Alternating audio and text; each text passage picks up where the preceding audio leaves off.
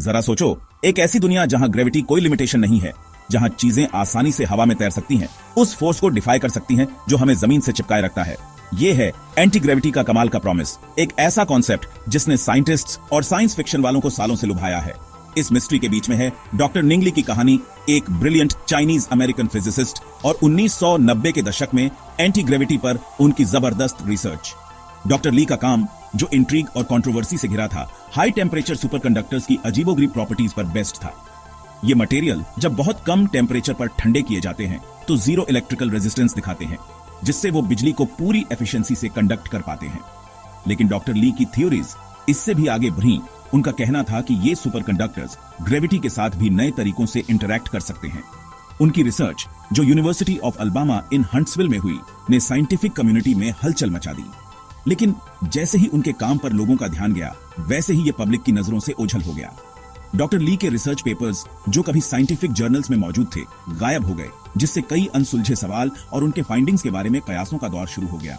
उनके काम का अचानक गायब होना और साथ में सरकार के शामिल होने की अफवाहों ने डॉक्टर निंगली और एंटी ग्रेविटी के सीक्रेट्स को खोलने की उनकी कोशिश के आसपास के रहस्य को और गहरा कर दिया। डॉक्टर ली की रिसर्च की अहमियत समझने के लिए हमें पहले एंटी ग्रेविटी की असली नेचर को समझना होगा। आसान भाषा में, एंटी ग्रेविटी एक हाइपोथेटिकल फोर्स है जो ग्रेविटी के खिंचाव के खिलाफ काम करती है।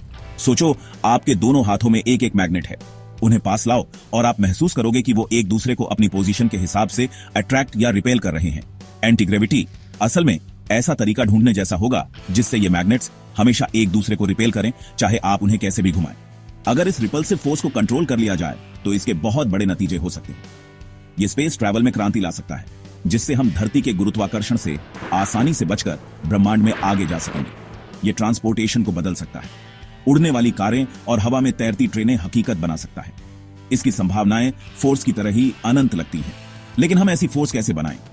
डॉक्टर ली की रिसर्च स्पेस टाइम के फैब्रिक को ही बदलने पर फोकस थी। हाई टेम्परेचर सुपरकंडक्टर्स की यूनिक प्रॉपर्टीज को अपने टूल्स की तरह इस्तेमाल करके उनकी थ्योरीज, हालांकि कॉम्प्लेक्स थी, एक ऐसे ग्रेविटेशनल फील्ड को बनाने की संभावना की ओर इशारा करती थी जो मैटर को अपनी तरफ खींचने के बजाय दूर धकेलेगा। डॉक्टर ली की रिसर्च का एक मुख्य तत्व था बोस-आइंस्टाइन कंडेंसेट्स या बीसीज, मैटर की एक अजीबोगरीब अवस्था जो बहुत कम तापमान पर होती है। एक बीसी में अलग अलग एटम्स अपनी अलग पहचान खो देते हैं और एक सिंगल यूनिफाइड एंटिटी की तरह व्यवहार करते हैं।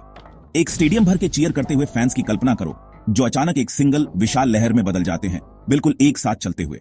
यही बीईसी का सार है। डॉक्टर ली ने थ्योरी दी कि तेजी से घूमते हुए सुपर कंडक्टिंग डिस्क के अंदर इन बीईसीज को ट्रैप करके वो पावरफुल ग्रेविटेशनल इफेक्ट्स पैदा कर सकती है। सुपर कंडक्टर बिना किसी रेजिस्टेंस के भारी करंट ले जाने की अपनी क्षमता के साथ एक कंडक्ट की तरह काम करेगा, बीईसी में एनर्जी चैनल करके, और उसके ग्रेविटेशनल इन्फ्लुएंस को बढ़ाएगा। ये आइडिया हालांकि रेडिकल था, एस्टेब्लिश्ड फिजिक्स पर आधारित था। आइंस्टाइन की जनरल रिलेटिविटी की थ्योरी, जो ग्रेविटी को स्पेस टाइम की कर्वेचर के रूप में बताती है, इस कर्वेचर को बदलकर रिपल्सिव ग्रेविटेशनल इफेक्ट्स बनाने की संभावना देती है। डॉक्टर ली का काम असल में थ्योरेटिकल फिजिक्स और प्रैक्टिकल एप्लीकेशन के बीच के गैप को पाटने की कोशिश थी। लेकिन 1990 के दशक के मध्य में डॉक्टर ली की रिसर्च का निशान खत्म हो जाता है। उनके पेपर्स पब्लिक डेटाबेस से गायब हो जाते हैं और वो पब्लिक की नजरों से दूर हो जाती है। अफवाहें उड़ती हैं कि यूएस डिपार्टमेंट ऑफ डिफेंस उनके काम में दिलचस्पी ले रहा है। शायद इसे नेशनल सिक्योरिटी की वजह से सीक्रेट रखा जा रहा है। कुछ लोग ये भी अनुमान लगाते हैं कि डॉक्टर ली को जबरदस्ती चुप कराया गया, अपनी रिसर्च छोड़ने और गायब होने पर मजबूर किया गया। ट्रांसपेरेंसी की कमी इन अटकलों को और हवा देती है। सरकार के कथित दखल के पीछे की सच्चाई का पता लगाने के लिए फाइल किए गए freedom of information act request का कोई जवाब नहीं मिला, जिससे डॉक्टर ली के काम के आसपास का रहस्य और गहरा हो गया। क्या वो अपनी थ्योरीज को साबित करने में कामयाब रहीं? क्या उनकी रिसर्च को इतना खतरनाक या इतना डिसरप्टिव माना गया कि उसे पब्लिक नहीं किया जा सका? कहानी 1999 में एक और अजीब मोड़ लेती है जब डॉक्टर ली फिर से सामने आती है, इस बार एसी ग्रेविटी एलएलसी नाम की एक प्राइवेट कंपनी की हेड के रूप में। ये कंपनी, जो गोपनीयता में डूबी हुई है, यूएस डिपार्टमेंट ऑफ डिफेंस से अच्छी फंडिंग प्राप्त करती है, जिससे साइंटिफिक रिसर्च और सीक्रेट मिलिट्री रिसर्च के बीच की रेखा और धुंधली हो जाती है। डॉक्टर ली की कहानी हालांकि अपनी डिटेल्स में यूनिक है, लेकिन यह कोई अकेला मामला नहीं है। एंटी ग्रेविटी रिसर्च के इतिहास में हमें सरकारी गोपनीयता, दबाए गए आविष्कारों और विवादास्पद दावों के बार बार होने वाले पैटर्न मिलते हैं। ऐसा ही एक मामला यूजीन पॉडक्लेटनोव का है। एक रशियन फिजिसिस्ट जिसने दावा किया कि उसने घूमते हुए सुपर कंडक्टिंग डिस्क के ऊपर रखी वस्तुओं के वजन में कमी देखी है। 1990 के दशक में किए गए पॉडक्लेतनोव की रिसर्च ने काफी ध्यान खींचा, यहां तक कि नासा ने भी उसके एक्सपेरिमेंट्स को दोहराने में रुचि दिखाई। हालांकि उनके काम को साइंटिफिक कम्युनिटी से संदेह का सामना करना पड़ा और उनके दावे आज भी विवादास्पद हैं। डॉक्टर ली की तरह पॉडक्लेतनोव की रिसर्च पर डेटा में हेरफेर और स्वतंत्र वेरिफिकेशन की कमी के आरोप लगे। एक और दिलचस्प मामला एरिक लेथवेट का है, एक ब्रिटिश इलेक्ट्रिकल इंजीनियर जिन्हें मैग्नेटिक लेविटेशन पर उनके काम के लिए अक्सर मैगलेव का जनक कहा जाता है। लेथवेट अपने बाद के वर्षों में इस बात पर यकीन करने लगे कि उन्हें तेजी से घूमते हुए गायरोस्कोप का उपयोग करके एंटी ग्रेविटी इफेक्ट्स बनाने का तरीका मिल गया है। उनके प्रदर्शन, जो अक्सर लाइव टेलीविजन पर किए जाते थे, ग्रेविटी को डिफाई करते हुए प्रतीत होते थे, जिसमें भारी वस्तुएं तेज गति से घूमने पर अपना वजन कम करती हुई दिखाई देती थीं। हालांकि लेथवेट के सिद्धांतों को साइंटिफिक कम्युनिटी के विरोध का सामना करना पड़ा और उनके काम को बुनियादी फिजिक्स की गलतफहमी के रूप में खारिज कर दिया गया। यह ध्यान रखना जरूरी है कि एंटी ग्रेविटी का हर दावा एक जैसा नहीं होता।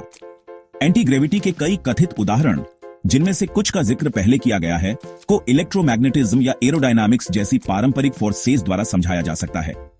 उदाहरण के लिए मैगलेव ट्रेनों में देखा गया लेविटेशन हालांकि प्रभावशाली है, लेकिन असली एंटी ग्रेविटी नहीं है। असली एंटी ग्रेविटी, जैसा कि नाम से पता चलता है, ग्रेविटी के फोर्स का सीधे मुकाबला करेगी, न कि केवल अन्य तरीकों से इसे पार करके। ये ग्रेविटी को पूरी तरह से बंद करने के तरीके को खोजने जैसा होगा, जिससे वस्तुएं बिना किसी बाहरी सपोर्ट के आसानी से तैर सकेंगी। बिफेल्ड ब्राउन इफेक्ट, जिसे अक्सर एंटी ग्रेविटी के सबूत के रूप में उद्धृत किया जाता है, एक और घटना का उदाहरण है जिसकी घायकलत व्याख्या की गई है। ये इफेक्ट, जिसे पहली बार 1920 के दशक में देखा गया था, में एक हाई वोल्टेज कैपेसिटर का एक विशेष दिशा में मूवमेंट शामिल है। जबकि शुरू में इसे एंटी ग्रेविटी फोर्स के लिए माना जाता था, बिफेल्ड ब्राउन इफेक्ट को अब आयन विंड का परिणाम माना जाता है, जो चार्ज्ड पार्टिकल्स के आसपास के हवा के मॉलिक्यूल्स के साथ इंटरेक्शन से उत्पन्न एक फोर्स है। तो ग्रेविटी को समझने और कंट्रोल करने की हमारी खोज में हम कहां खड़े हैं? छोटा सा जवाब है, हम अभी भी बहुत दूर हैं। दशकों के रिसर्च और अनगिनत दावों के बावजूद इस बात का कोई पक्का सबूत नहीं है कि एंटी ग्रेविटी एक कंट्रोलेबल फोर्स के रूप में मौजूद है। डॉक्टर ली की रिसर्च इस क्षेत्र में दूसरों के काम के साथ रहस्य और विवादों में घिरी हुई है। हालांकि ठोस सबूतों की कमी हमें ग्रेविटी के फंडामेंटल नेचर को एक्सप्लोर करने से नहीं रोकनी चाहिए। ग्रेविटी 4 फंडामेंटल फोर्सेज में सबसे कमजोर होने के बावजूद सबसे कम समझी जाने वाली भी है। इसके रहस्यों को उजागर करने से ब्रह्मांड के कुछ सबसे बड़े रहस्यों को उजागर करने की कुंजी मिल सकती है। डार्क मैटर और डार्क एनर्जी के नेचर से लेकर वर्म होल और प्रकाश से भी तेज यात्रा की संभावना तक। डॉक्टर निंग ली की कहानी, हालांकि अनुत्तरित प्रश्नों से भरी है, वैज्ञानिक जिज्ञासा और ज्ञान की निरंतर खोज के महत्व की याद दिलाती है। चाहे उनकी रिसर्च अंततः एंटी ग्रेविटी की खोज की ओर ले जाए या नहीं, इसने निस्संदेह हमारी समझ की सीमाओं को आगे बढ़ाया है और हमारी कल्पनाओं को प्रज्वलित किया है। हमें ब्रह्मांड के ताने बाने में छिपी अनंत संभावनाओं पर विचार करने के लिए प्रेरित किया है।